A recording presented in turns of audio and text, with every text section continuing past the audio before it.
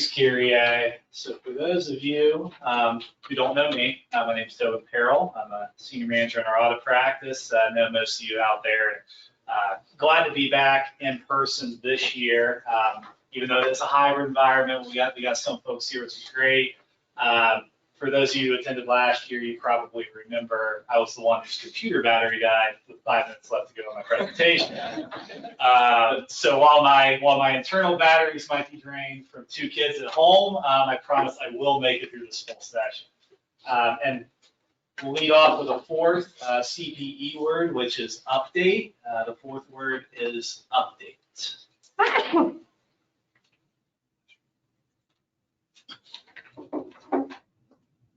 All right, so for the next half hour, I'll be taking you through a hodgepodge of regulatory updates, all our favorite acronyms, right? Sometimes we refer to it as alphabet soup.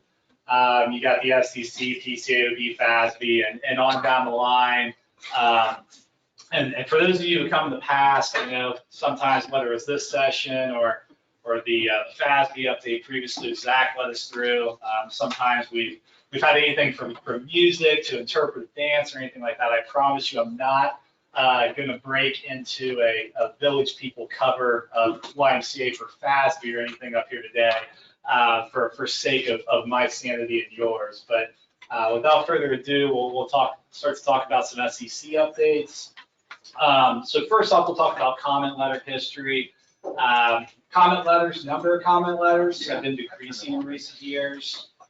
Looks like we have about 2,700 back in 2017, all the way down to 944 in recent years. So the number's decreasing. I don't know if that means the SEC is getting a little more lazy. Maybe we're getting better at our jobs. I don't know if that's necessarily the case, but I think what you can look at is in 2017-18. For public companies, you had revenue recognition, you had leases, you had a lot of new far-reaching accounting standards that after implementation, less commentary and less questions from the SEC needed. And so those have started to trickle down in recent years. And so what we've seen is, while the number's decreasing, the companies that are receiving these comment letters are those that would be considered more to have larger public float, larger market cap out in the market. So these graphs may be a little difficult to see, but there in 2020, the yellow piece or the yellow portion of that pie graph stands for companies of less than 75 million in public float, and they received 20% of comment letters for 2020, and thus far in 2021, they've only received 10%. So SEC focusing more on larger filers, larger public float entities. As far as the subject matter for these comment letters, they stay pretty consistent. Looks like the top 4 are exactly the same year over year. Segment reporting and revenue recognition switching places there in 3rd and 4th, but non-GAAP financial measures and MD&A commentary, they're still the bell cows when it relates to what the SEC is commenting on. And kind of wouldn't really come to surprise, I guess, just due to the COVID pandemic primarily. Companies may be wanting to disclose more in their filings, and the MD&A section is an area to do that, especially some of these non-GAAP kind of COVID measures you might see, and we'll talk about that a little more here on the next slide. So as far as additional points of emphasis that we're also seeing from SEC comment letters, as I mentioned, COVID-19 observations, appropriate disclosure of risk factors and other items associated. As far as it comes to non-GAAP financial measures, there are some that are allowable to be disclosed as far as COVID impact. What these have to be, though, is to be considered incremental or separate from operations. So insurance recoveries, temporary payments to employees, cleaning and disinfecting costs for facilities, or termination of contracts. Those would be deemed to fall within that bucket. For examples of, say, an estimated lost revenue amount, paying idle employees, things of that nature, SEC's commented and said those aren't allowable to be disclosed due to them not meeting that incremental or separate criteria. As far as CARES Act funding, there were public companies that received PPP loans or other funding. Is far less than what we've seen in the private world. And some public companies that received the funds, since they weren't the ones that it was really intended for, even returned it. But there are additional disclosures and guidance and SEC commentary associated with that. And then an additional area of focus there at the bottom relates to IPO and SPAC activities. So SPAC, the acronym for Special Purpose Acquisition Company, been a big trend the last couple of years as far as IPOs are concerned, and where a lot of public money is coming. I think here in Q1 of 2021, it was 100 billion or what the number was, but it was the largest that they've ever seen as far as SPAC activity. And what those entities will do, they're considered basically a blank check corporation. So they're formed for the purpose of either acquiring or taking another entity public. And so there's a lot of considerations to be made as it relates to that. We'll talk a little bit about pro forma requirements and them changing here on the next slide. But also when it comes to that, there's typically various projections that end up being disclosed. So material assumptions associated with that would be required to be disclosed. And also the valuation of share-based payments is a concern. We'll talk about that a little more specifically in the private company counsel section. But as it comes to share-based payments for private companies, if you think about it, they're a lot more difficult to value just due to not having an active share price and things of that nature. So the private company counsel is trying to ease the burden on that, but also from the SEC's perspective, they want to make sure the due diligence is done as far as the valuation of those share-based awards for companies before they go public. As far as an SBC update is concerned for pro forma financial information, so in May of 2020, they voted to adopt certain amendments associated with this. Previously, I guess this was multifaceted. Previously, significant subsidiaries were defined as those meeting a 10% significance test. So that 10% test will either be 10% of income of the acquirer, 10% of total assets, or 10% of the market value of equity. And what the SEC did is they raised that threshold to 20% to ease the burden, requires less companies to have to issue prospectuses and pro forma information for subsidiaries they're acquiring. And what this is also doing, so one, eases the burden, but two, it changed the disclosure requirements slightly for what's required to be in that pro forma information prospectus for those subsidiaries being acquired. And probably the biggest change outside of them defining what they consider autonomous entity adjustments is related to the pro forma financial information being disclosed in the prospectus, which will include audited statements of the new sub. The pro forma information now won't be presented on the face of the financials, it'll be presented separately. So that's a change in presentation there. But under the new requirements, the transaction accounting of the acquisition could be required to be disclosed. What's considered autonomous entity adjustments, so think of that as your spinoff or your carve-out transactions, where there may be additional expenditures or incremental costs that may need to be figured out pro forma wise as it relates to the spinoff without the corporate overhead of the previous company. And then there's also a section where management has the option to provide additional disclosures, call it synergies of the new business, among other things. So ESG continues to be a hot topic. I think this is environmental, social, and governance disclosures. There actually has not been any real new guidance since 2010, but just due to the amount of discussion and everything around this. Here in December of 2020, the ESG subcommittee issued a recommendation to require disclosure of material ESG risks. And then there's future disclosure related proposals on climate change, human capital, and cybersecurity. So I think now's the time, as the key takeaways say at the bottom, just to formulate this ESG strategy and try to make it a top-down approach. So you're appropriately disclosing what you need to, and also you're ready for when any of these new proposals come out. Okay, so on to the PCAOB. There's not really a lot to discuss with respect to the PCAOB, which I say surprising compared to some other years. But there have been some updates that I'll share briefly, quickly. So there's some updated independent standards. Really what this is aligning with independent standards of the SEC. Surprising that wasn't really already a thing, but there won't really be significant changes, just aligning verbiage and guidance there. Strengthen regulations for lead auditors, for audits supervising other auditors. So think of that as your group auditors supervising a separate firm that audits a component of the company.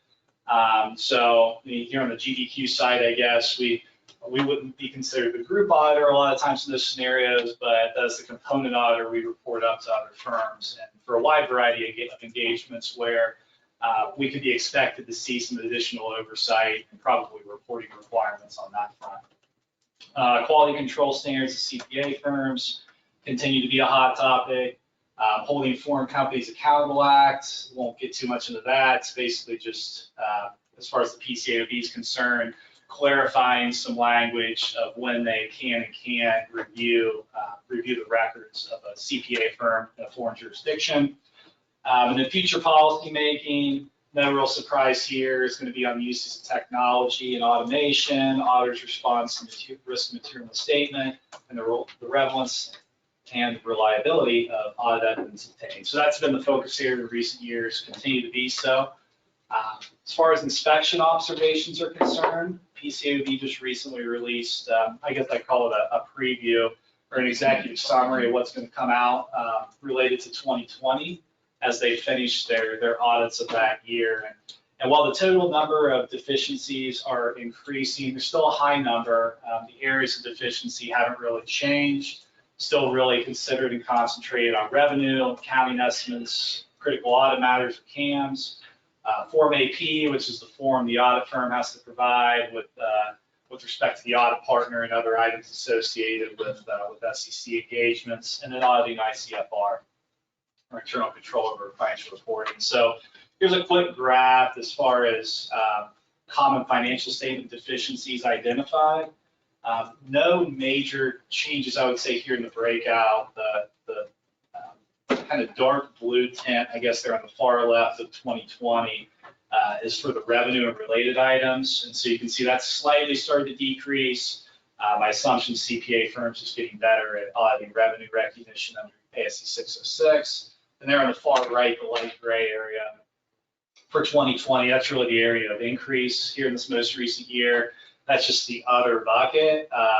I would say my assumption is that's primarily COVID related, just considerations and things of that nature of the audit, whether it be impairment considerations, going concern, or other items need to be in the audit files. And then as far as ICFR, internal control over financial reporting is concerned, the increase that we've seen here in the last few years is really revenue, and most recently in 2020 for allowance for loan losses.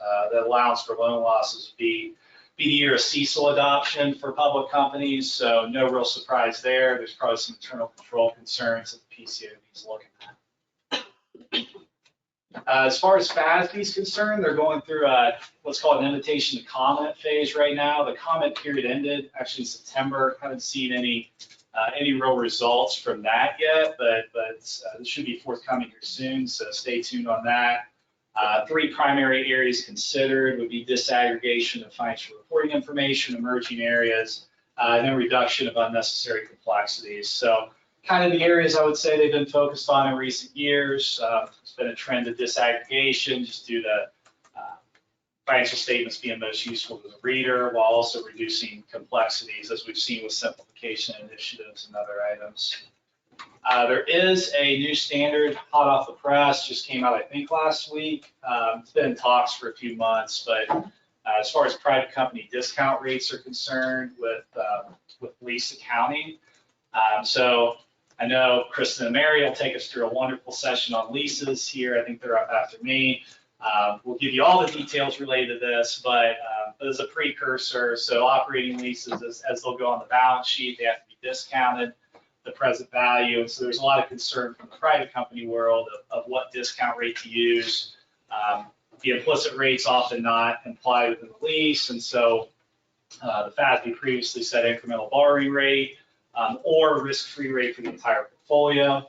But now they're going to allow the risk-free rate to be utilized by asset class. So think of that as a treasury rate. It's going to be a lower rate. So the con of that is your lease asset and liability going on the books are going to be larger, but the pro of that would be easy to calculate and reduce some complexities associated. Another proposed ASU upcoming related to fair value hedging probably doesn't impact too many, if any, so I won't really touch on this too much, but what the FASB is going to allow is what's considered multi-layer hedges in closed portfolios. So the easiest way I can think of to describe that is a mortgage-backed security portfolio that may have different tranches with different associated risks to the mortgages. And previously, you could only hedge what was considered a last layer, didn't have prepayment risk, among other items. Now, it's going to be allowable to hedge multiple layers within that portfolio. So private company counsel, this is a part of the FASB that advises them on private company matters. Most often, for simplification, to ease complexity of accounting for private entities. So think in the past, goodwill amortization for 10 years, common control leasing exclusion for VIEs, other VIE exclusions. These are all a result of communications with the private company counsel. So there's a few things on the horizon, and as Zach touched on a little bit in his session. I won't belabor the point too much here, but we'll focus a little more on those first two bullets there as far as grantee fair value of equity classified awards and profit interests as far as profit partnerships and LLCs are concerned. There are a few others that they're considering as it relates to disclosures about governmental assistance. Big topic the last 2 years with CARES Act funding, employer retention tax credits, among others. And then also a potential proposal related to contingent consideration down the road. So in acquisitions currently, that contingent consideration gets fair valued and reported at the acquisition date. There's a potential change in language there to only require recording contingent consideration if it's considered reasonable and probable. So, and that's so stay tuned on that. But as far as grantee fair value of equity awards are concerned, for private companies, again, this is a little more difficult than for your public companies to have current price and strike price and everything, and volatility that they can track for their own business. Private companies don't have that luxury a lot of times. So the private company counsel and FASB has looked at how can we ease the burden related to this, and actually they come out with a standard this year to ease the burden a little bit. And what this is going to allow is what's considered a reasonable application of a reasonable valuation method. So it sounds like a pretty broad term. I would say that if you're trying to value equity awards, a company valuation or evaluation of the awards is always going to be the gold standard. But if it can be justified, then there is the potential to ease the burden and use a separate valuation approach internally to calculate those. Profit interest, so these have seen become much more prevalent in recent years as a form of compensation. So we think of profit interests, a lot of times these are going to be, call it pieces of equity or classes of equity that are settled upon an exit event. So especially in the private equity world, we see this quite a bit to reward key stakeholders or key employees of the business.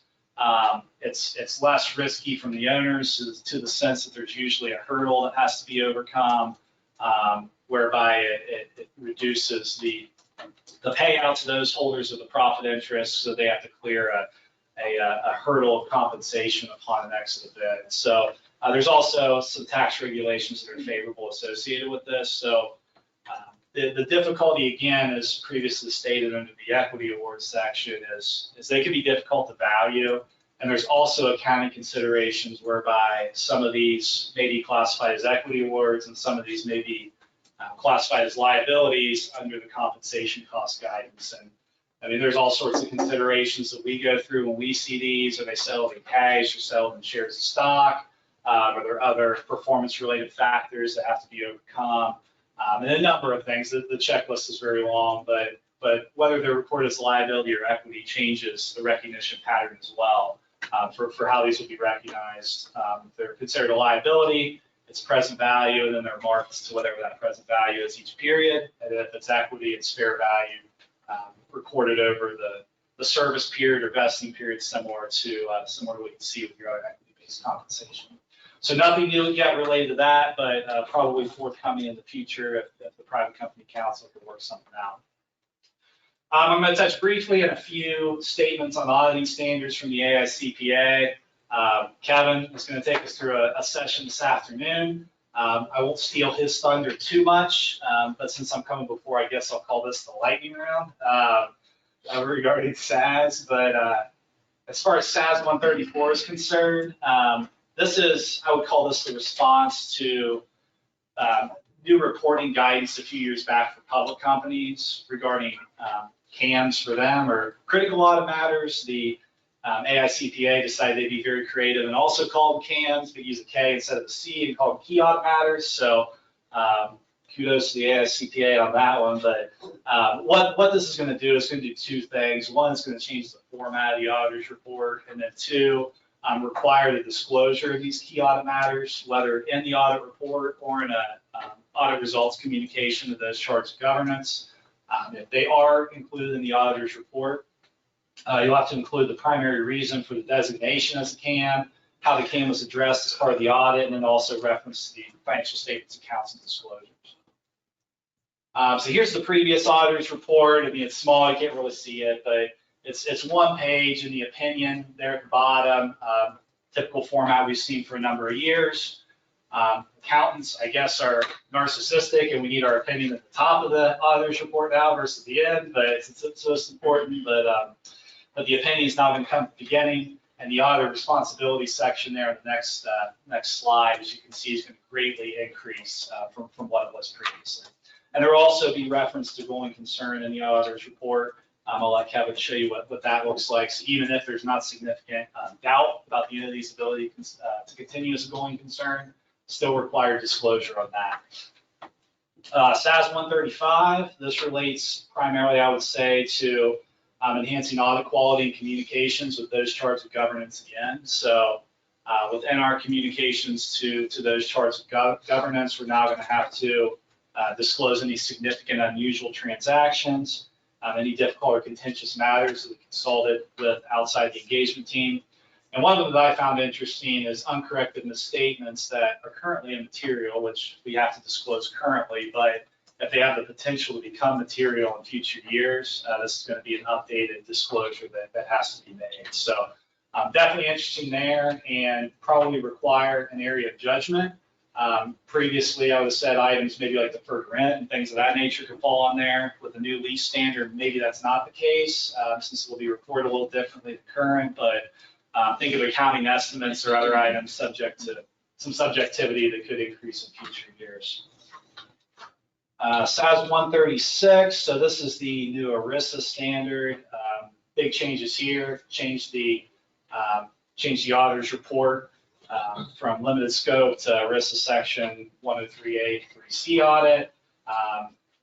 Change in plan acceptance procedures, so management will have to specifically declare responsibility over certification and other items. We have to review a substantially complete draft Form 5500 before issuing an audit report. I feel like we do that most of the time anyways, but in instances where we previously didn't, that'll be required. And then some additions to the rep letter. SAS 137, 38, 39. 137 relates to clarifying scope of procedures when a set of audited financial statements we opine upon that's included in the annual report. So some clarification there. 138 is to eliminate inconsistencies between the definition of materiality between the AICPA and between the legal definition. And then 139 relates to special purpose financial statements and frameworks, clarifies some items there, and updates the going concern considerations to mirror what we just talked about with SAS 134. Okay, SAS 140, I think was last new SAS that's applicable for this year. There's a number of them. So I would consider this one more of an add-on to SAS 134 again. This is more so geared at supplementary information, requiring a separate section of the auditor's report versus an emphasis of matter or other matter paragraph. It also lends some clarity as far as uniform guidance single audits are concerned, with the presentation of those reports, where currently what we see most times is a report on internal control and compliance, which is now going to be the preferred method. And then there's some slight changes in verbiage that will change the auditor's report there. And all these updates are going to be required to be adopted for this upcoming year. So a number of those, so be a lot of fun there. CPA exam updates, so a few years out, taking effect in 2024. So what the exam is going to look like here in a few years is there'll be 3 core sections. Auditing, accounting, data analytics, and tax, and then candidates will actually have an option for an elective. So for those that really love tax accounting, might choose tax compliance and planning. I know I would not have been in that bucket, but business analysis and reporting might have been my go-to. But anyhow, it gives candidates a little more flexibility as far as what they choose to align with their interests and as far as their work is concerned. And the last section, the last slide I've got is related to Governmental Accounting Standards Board. There's not a lot to report on here, but the big one is they have extended deadlines for submission of single audits. So for companies that expend more than $750,000 in federal awards, they're required to have a single audit, basically a separate audit of the program, compliance, internal controls over the major program they spent their funds on. Due to COVID and also various other reasons, they've extended this deadline by 6 months for periods from fiscal year end 6/30/20 all the way through 6/30/21. Another reason for doing this is PPP loans are excluded from federal expenditure guidance, but other CARES Act funding is not. And so there's a lot of entities that are falling under this single audit guidance for the first time, creating a lot of complexities associated with these audits, as auditors will have to look through their internal controls over, eligibility, over the allowability of the costs, how they track the costs and report them, and just a lot of other things to consider. And then there's deficiencies, especially significant or material weaknesses, additional audit work and reporting is required there. So it's thrown a wrench, I guess, into the financial reporting for a lot of businesses, and we're expecting this to continue for the next year or two. Okay, so fifth and final CP word for me, we've got private. Last CP word I've got is private. Okay. Questions? Wonderful. Well, thank you.